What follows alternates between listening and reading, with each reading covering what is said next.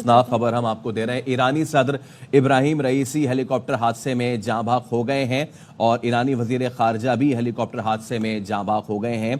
तो ईरानी सदर इब्राहिम रईसी, जिनका गुज़िश्ता रोज़ हेलीकॉप्टर क्रैश हो गया था ईस्ट अज़रबाईजान में, अब बताया जा रहा है कि वो जाँ बहक हो गए हैं अकॉर्डिंग टू तेहरान टाइम्स, और उनके साथ ईरानी वजीर खारजा भी इस हेलीकॉप्टर हादसे में जाँ बहक हो गए हैं।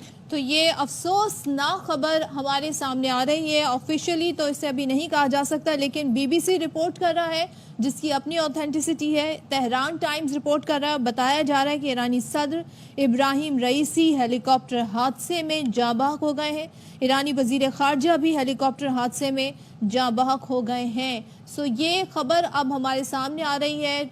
गुज़िश्ता रोज़ ये खबर सामने आई थी कि ईरानी सदर अपने वक्त के हमरा गए थे डैम का इफ्तिताह करने, उनका हेलीकॉप्टर लापता हो गया है, उसकी तलाश जारी थी और किसी भी किस्म के ऐसे कोई सिग्नल नहीं मिले जिससे ये पता चलता कि हेलीकॉप्टर में कोई ख़राबी हो गई है या कोई ऐसे मामलात हैं।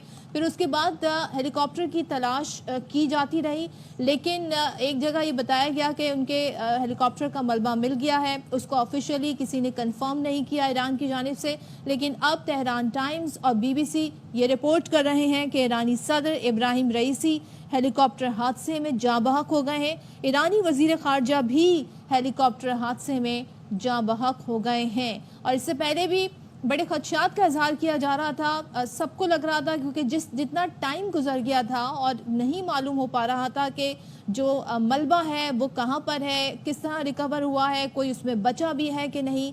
लेकिन अब खबर सामने आ रही है तेहरान टाइम्स के मुताबिक कि ईरानी सदर इब्राहिम रईसी हेलीकॉप्टर हादसे में जाँ बहक हो गए हैं। ईरानी वजीर खारजा भी हेलीकॉप्टर हादसे में जाँ बहक हो गए हैं। ना सिर्फ तेहरान टाइम्स बल्कि बीबीसी की जानिब से भी रिपोर्ट किया जा रहा है।